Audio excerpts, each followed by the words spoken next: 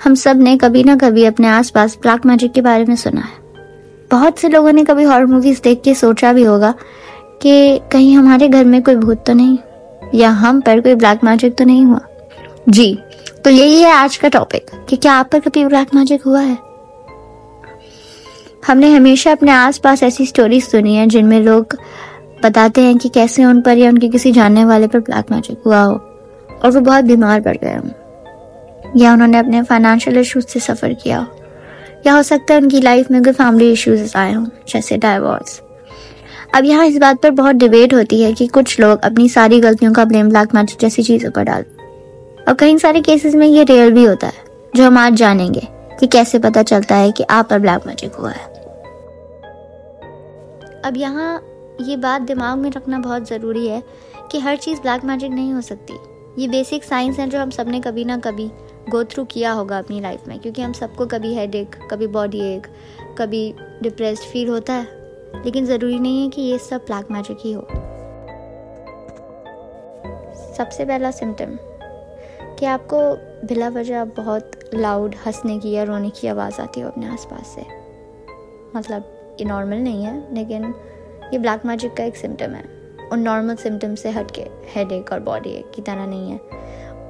अगर आप में से किसी को अपने आसपास से बहुत लाउड रोने की या हंसने की आवाज़ आती है तो कमेंट में ज़रूर बताइए। कीपिंग इन माइंड कि ये हंसने और रोने की आवाज़ शायद से एक्चुअली होती नहीं है, ये सिर्फ हमारे ब्रेन में होती है और हमें बहुत ज़ोर ज़ोर से सुनाई दे रही होती है कि जैसे कोई हमारे पास बहुत ज़ोर ज़ोर से हंस रहा है या रो रहा है, और हमारे आसपास एक्चुअली कोई होता नहीं है। ब्लैक मैजिक मेरा और आप जैसा कोई आम इंसान नहीं कर सकता।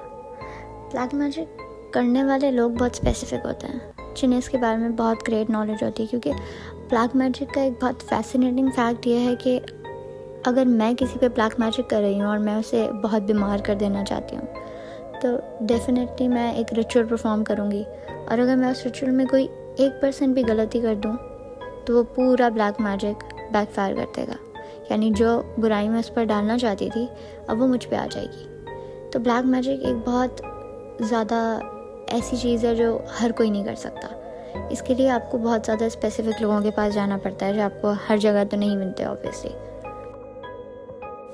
Secondly, having bad luck every time in everything.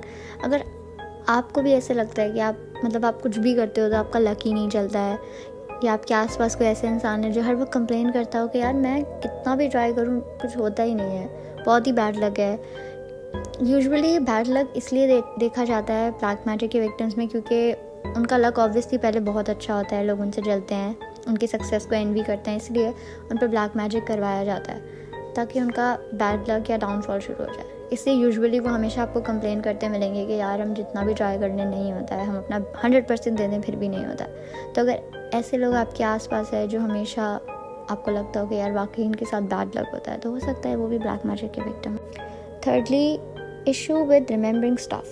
मतलब ऐसा हो सकता है कि आप भूल जाते हो बहुत सारी चीज़ें, बिल्कुल आपको आपके एंड तक आपके दिमाग में था और एक दिन पहले आपके दिमाग में निकल गया कि कहीं आपको जाना था, या आपने कोई चीज़ कहीं रख दी, या आपने कोई पैसे किसी को दे दिए और आप भूल गए।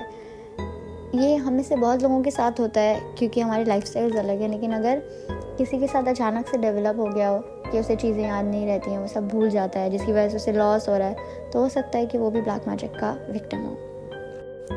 इशू विद रिमेंबरिंग स्टफ एक प्रॉब्लम हो सकता है एक सक्सेसफुल इंसान की लाइफ में, क्योंकि जो इंसान हर चीज़ मैनेज कर रहा है, मल्टीटास्किंग कर रहा है और अचानक से चीज़ें भूलने लग जाता है, तो डेफिनेटली उसे भी कहीं ना कहीं अजीब लगेगा अपने बारे में। और ये ज़्यादातर इसीलिए होता है ब्लैक मैजिक के थ्रू, क्योंकि लोग चलते हैं आपसे और एनवी करते हैं आपके सक्सेस को, एज आई सेड बिफोर। तो वो यही चाहेंगे कि कैसे भी करके आपका काम अच्छा ना हो, या आप चीज़ें याद ना रख पाओ, या आप पहले की जैसे पंक्चुअल ना रह पाओ, जिससे आपको लॉस हो। ब्लैक मैजिक का another symptom is being watched all the time. अगर आपको ऐसे लगता है कि आपके आसपास कोई है जो आपको हर वक्त देख रहा है या आपके पीछे चल रहा है, तो हो सकता है कि वो कोई स्पिरिट हो जो ब्लैक मैजिक की वजह से आपको फॉलो करे। हो सकता है कि आप कहीं जा रहे हो, चल रहे हो, और आपको ऐसे लगे कि यू आर बीइंग फॉलोड, फिर आप पीछे मुड़ के देखो और वहाँ कोई नहीं हो। हम सबके साथ कभी ना कभी तो ऐसा होता ही है, लेकिन जब आपके साथ ये कंसिस्टेंटली हो रहा है, हर वक्त हो रहा है, तो इसका मतलब है कि आप ब्लैक मैजिक के विक्टिम हो। Next is feeling someone is sleeping with you. अगर आपको ऐसे लगता है कि कोई आपके साथ सो रहा है या जब आप सो रहे हो तो कोई आपके चेस्ट पे बैठा है या खड़ा हुआ है, तो हो सकता है कि आप ब्लैक मैजिक के विक्टिम हो। साथ ही साथ ब्लैक मैजिक के विक्टिम्स बहुत ज़्यादा स्लीप पैरालिसिस को फील करते हैं अपने साथ होते हुए, which is not normal obviously. हमें वंस इन अ ईयर या कभी हो जाता है, लेकिन अगर आपको ये बार बार होता है स्लीप पैरालिसिस और आपको फील होता है कि आपके चेस्ट पे खड़ा है या कोई आपके साथ सो रहा है, तो हो सकता है आप ब्लैक मैजिक के विक्टिम हो। लास्टली हमारे पास एक सिम्टम है जो थोड़ा वियर्ड है और क्रीपी भी है, कि आपको रैंडम वॉइसेस में अपना नाम सुनाई देता है। जैसे रैंडम वॉइसेस आपका नाम लेती हैं, आपको बुलाती हैं। ये मेरे साथ तो कभी पर्सनली नहीं हुआ, लेकिन मैंने काफ़ी जगह पढ़ा और वहाँ पे ये दिखा कि लोगों का कहना था कि जब वो सो रहे हों तो उन्हें अलग अलग आवाज़ों में, कभी लड़की, कभी लड़का, कभी बच्चे की आवाज़ में उनका नाम सुनाई देता है। अगर आपके साथ कभी ऐसा हुआ है तो make sure to comment below and let us know. Hopefully you like the video. और क्योंकि इस चैनल का पहला वीडियो है तो हमें ज़्यादा आइडिया नहीं था कि किस टाइप का वीडियो बनाएं जो काफ़ी इंटरेस्टिंग और डिफरेंट हो, तो हमें यही टॉपिक मिला। अगर आपके पास कोई ऐसा टॉपिक है जिसके बारे में आप जानना चाहते हैं, ज़रूरी नहीं है कि वो हॉरर हो, कुछ और भी हो सकता है, अगर आप जानना चाहते हैं तो प्लीज़ हमें कमेंट करके बताइए and we'll make a video on it.